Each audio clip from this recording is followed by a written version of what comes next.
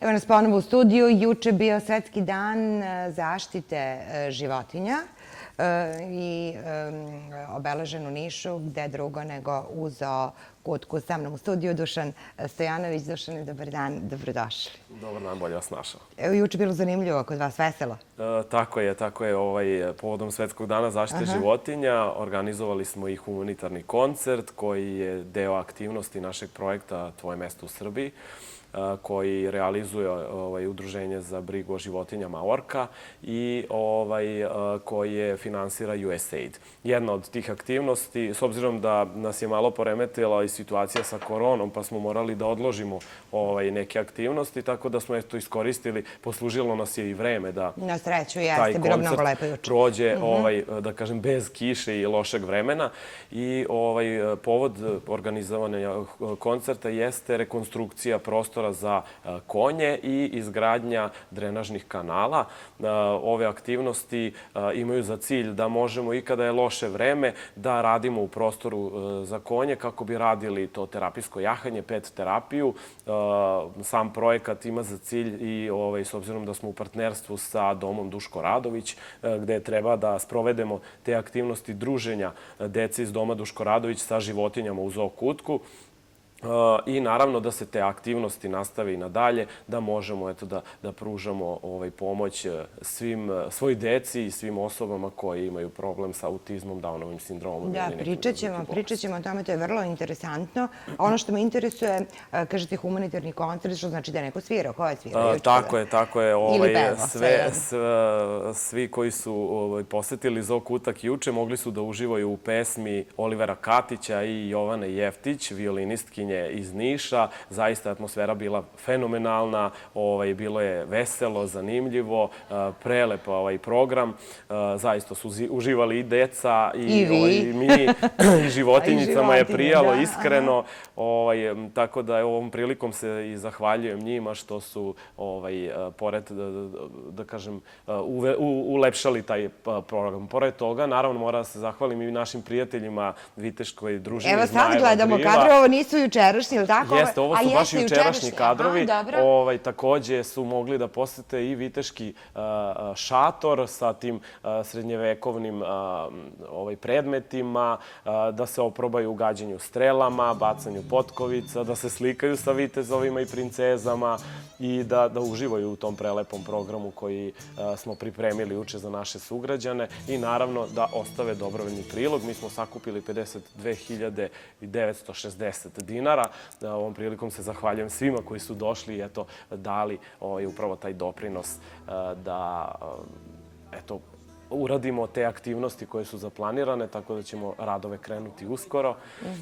Bez obzira što ide zima? Pa upravo pred zimu je i cilj da se to reši, da bi mogli da nastavimo. Pa dovoljno, 59, koliko više? Pa nije dovoljno, morat ćemo celokupan budžet rekonstrukcije tog prostora za konje i drenažni kanal je negde oko 320.000 dinara, ali nastavit ćemo, obratit ćemo se i nekim institucijama kao i privatnim preduzećima, pa ukoliko neko želi da nam pomogne, nadam se da ćemo uspeti da prikupimo ostatak sredstava kako bi mogli da realizujemo sve te aktivnosti koje su planirane. Da. Deo projekta je terapijsko jahanje, je li tako? Tako je. Terapijsko jahanje i terapijsko druženje sa životinjama upravo za decu iz doma Duško Radović. Rekli ste autizam, Downov sindrom. Tako je. Mi već 2 godine unazad i radimo te neke aktivnosti terapijskog druženja sa životinjama i konjima, gde svi građani koji imaju problem i koji imaju decu sa Downovim sindromom ili decu sa autizmom, potpuno besplatno mogu da dođu u zoo kutak i da njihova deca budu u prisustvu sa životinjama, da prođu taj terapijski program druženja sa konjima i druženja sa drugim životinjama. Šta kaže nauka i struka? Koliko pomaže? Hipoterapija je tekako značajna za ove, da kažem, za ove bolesti. I s obzirom da konji imaju 7 puta jaču pozitivnu energiju koja utiče na regeneraciju ćelija i tih negativnih ćelija i regeneraciju tkiva, i tekako pomaže čak i zdravoj osobi. Ukoliko ste umorni, imate bolove u kičmi, nervozu, pola sata maženja konja i prisustva pored životinja i tekako zna da refrešuje osobu. Dobro, doći ću ja vrlo brzo. Samo izvoli, naravno. Dobro. Aha. I jer su dolazila deca koji imaju problem? Dolazila su, naravno. Kako reaguju? Se ne plaši? Pa imate razne slučajeve. Imali smo decu koje prvi put kad dođu bukvalno ne smeju da priđu ni jednoj životinji. Znači, jer roditelji nekako ih je to drže. i za decu karakteristično, da neka se plaša, neka se ne plaša. Tako je. Jednostavno ne žele da sarađuju ni sa nama, ni sa životinjama. Obično taj prvi susret bude na taj način da, ne znam, roditelji ih drže u rukama, prošetaju kroz prostor zookutka, pustimo decu da sama se opuste i krenu ka nekoj životinjici. Obično prva životinja sa kojom se susreću bude ili patuljasti zeka, ili patuljasta koza, jare, pas, pa tek onda... Neka manje, da, životinja, aha. Tako je, pa tek onda kreću i do neke veće životinje, onda priđu konju, onda projašu konja, tako da za sve treba, naravno, strpljenje, vreme i moramo se posvetiti tome kada su takva deca u pitanju. Uglavnom, to su ti termini kada nema posetilaca, jer potreban je mir i samoj životinji i tom detetu da se fokusira na taj program koji pružamo i da, naravno, bude atmosfera što pozitivnije i onako. Jel treba da imate neku dozvolu da se bavite time, da prođete neke obuke, kurseve? Naravno, potrebna je sertifikacija i ako pričamo konkretno o hipoterapiji, potrebna je sertifikacija hipoterapeuta, potrebna je sertifikacija samog konja koji sprovodi hipoterapiju. To znači da su i konji naučeni na... Tako je, mora da prođu sertifikaciju da se vidi da li je konj spreman da radi sa takvom decom, tako da radimo na toj sertifikaciji. Uglavnom, te aktivnosti koje sada mi sprovodimo i radimo je takozvano druženje sa životinjama i konjima. Nemamo taj neki poseban program. Tu moramo imati uključene i fizijatre, fizioterapeute, psihoterapeute koji bi radili konkretnu zvaničnu hipoterapiju. Zato i ne nazivamo sve to hipoterapijom, već samo druženje, terapijsko druženje sa životinjama. Da, pa znam, u svetu se i delfini koriste za... Tako je. Mnoge životinje se koriste za tu terapiju, da li su u pitanju stara lica ili deca. Čak i za govor, sad ja ne znam koje životinje se koriste, verovatno ću da tresnem nešto ako sada kažem, baš koje životinje u pitanju, ali znam i da su govor nekoj deci trenirali Mađarska, Rumunija ili tako neka okolna država. Pa koriste razne aktivnosti vezane za to terapijsko druženje sa životinjama, ali eto, ovo je neki pilot projekat upravo sa ciljem da vidimo koliko imamo mi kapacitete da tako nešto sprovodimo, naravno koji su resursi potrebni za razvoj i profesionalizaciju samog tog programa hipoterapije i ukoliko se ispostavi da imamo pozitivne rezultate, ići ćemo i ka tome, zato što skupa su ta testiranja konkretna i sertifikacije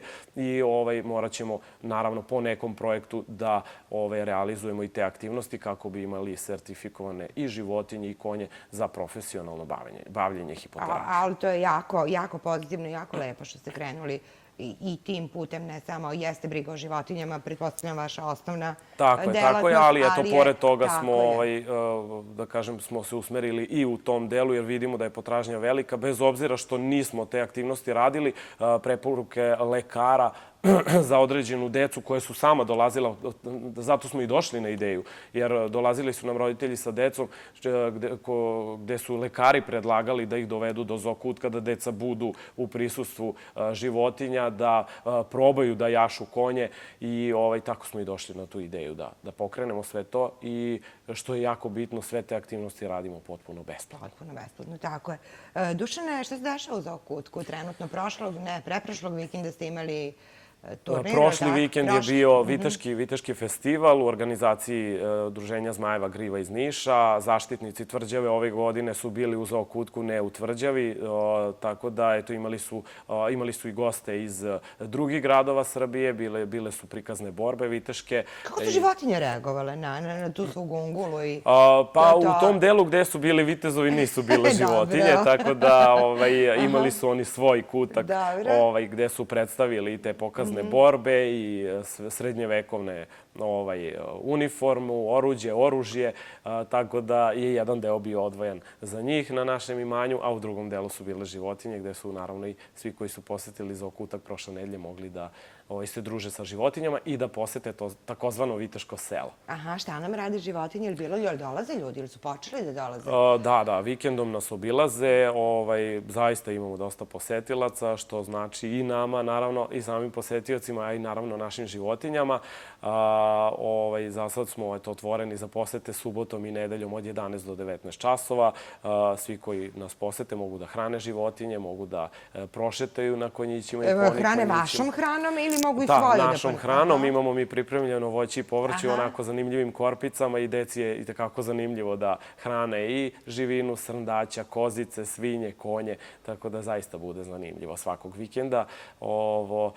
Pored toga polako pripremamo i određene objekte za kažem, proširenje samog Zoo Kutka. Trenutno je u izgradnji objekat za srne, koze, svinje i kravu koja je nedavno otkupljena i još uvek se ne nalazi u Zoo Kutku. Tu je selu pored Kamenice, tako da nadamo se da ćemo uskoro i za nju završiti objekat kako bi, građani, svi koji nisu imali prilike da vide kravu i nemaju selo, moći u Zoo Kutku da vide i kravu simentalske rase, da naša deca znaju odakle potiče mleko. Da znaju kako izgleda krava. Nije, mislim, nama je smešno, ali zaista postoje deca koje nisu imala prilike da nemaju selo i nema gde ni da vide ovakve životinje. Ide vam zima? Ide zima, naravno, uskoro ćemo krenuti i sa našom, ja mislim da ovo je 4. godina za redom, tradicionalna aktivnost i mi spremamo zimnicu koju ćemo uskoro pokrenuti jer moramo obezbediti hranu za naše životinje tokom zime. Koliko ih veše ima trenutno? Trenutno imamo 152 životinje u Zoo Kutku. Za sada imamo određene zalihe hrane, ali treba da se pripremimo za zimski period i loše vreme. Zato sam i rekao, prioritet nam je, upravo su nam ovi drenažni kanali, jer zbog onih kiša koje smo imali pre par meseci, koje nam stvaraju zaista velike poteškoće i probleme i poplavljuju objekte gde se nalaze životinje, moramo odraditi prvo te drenažne kanale kako bi sprečili problem kada krenu i jače kiše i kada dođe sneg. Tako da, kada rešimo te drenažne kanale, krećemo u nabavku hrane i prikupljanje zimnice za zimski period životinja. Druženje sa decom ranije ga je bilo stalno po parku, u parku Sveti Sava, u parku. Tako je, ove godine nismo organizovali, pa zbog cele situacije samo druženje u Zoo Kutku, tako da još uvek u parku nećemo moći da izvodimo životinje dok se situacija ne stabilizuje, ali eto, svi koji žele da vide životinje mogu doći do Zoo Kutka subotom i nedeljom od 11 do 19 časova i da obiđu sve životinje. Jeste, vi ste na otvorenom, tamo nisu potrebne neke posebne preventivne mere? Jedine mere koje se traže u Zoo Kutku jeste da se drži distanca. U zatvorenom delu gde su nam egzotični kućni ljubimci, u tom delu su potrebne zaštitne maske i naravno ograničen broj u tom delu gde koji ljudi mogu da uđu. Inače, prostor je otvoren i mogu da dođu svi, samo da vode. Naravno, tu su i dezinfekcijna sredstva za ruke, to je obavezno. Dobro, i da se vratimo na one konje. Koliko trenutno imate konja? Trenutno imamo 9 konja i 3 magarca. I 3 magarce. Skoro sam nešto slušala negde, sad ne mogu da kažem gde sam slušala, koliko je zapravo mleko zdravo magareće. Magareće mleko je bukvalno lek. I da je identično ljudskom. Ljudskom mleku, tako da identično je majčinom mleku. Ima dosta, da kažem, za jačanje imuniteta je ovo mleko i tekako dobro. Koristi se za razne preparate, za lek. Magareće mleko je dobro za ljude koji imaju problema sa respiratornim organima. Da, to sam skoro čula. Ukoliko imaju problem sa astmom, bronhitisom, ne znam, za jačanje imuniteta i tekako dobro, da se koristi svakodnevno i zato je, naravno, s obzirom da magarica dnevno da bukvalno 200 ml mleka. Jednu šolju zapravo. Zato je toliko skupo upravo ovo mleko. Ali je naravno više kao lek nego kao hrana. Da, to sam skoro, kažem vam, nešto čula. Koliko rekao smo konja, meni te brojke? 9 konja. 9 konja, ko želi može i da jaše, jel? Naravno. Potrebno da ima iskustvo, jahaće ili ne mora? Pa i ne mora da ima, zato što imamo mi naše trenere koji su tu, koji pružaju osnovnu obuku svima koji žele da jaše. Mogu svi da se oprobaju i u terenskom jahanju, koje takođe imamo, radimo na zakazivanje i to može i preko nedelje. Terensko jahanje realizujemo preko nedelje. Imamo 4 destinacije, do Srećkovog vrela, do Latinske crkve, do izletišta Dabilo i do Kameničkog visa.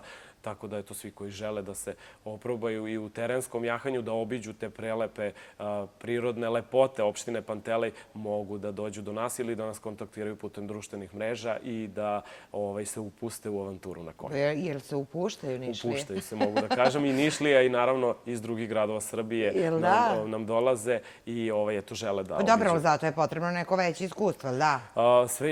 Sva terenska jahanja se, ukoliko je osoba bez iskustva, radi se sa vodičima. Znači, svaki jahač ima vodiča koji ga vodi do određene lokacije, tako da ne mora. I sve vreme ide pešice, taj vodič jadan. Tako je. Dobro.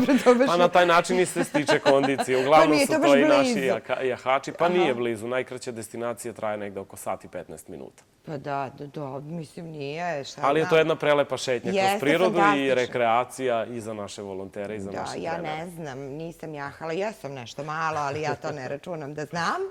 Ja nisam sigurna da bih smela da se upustim. Pa zaista je lepo.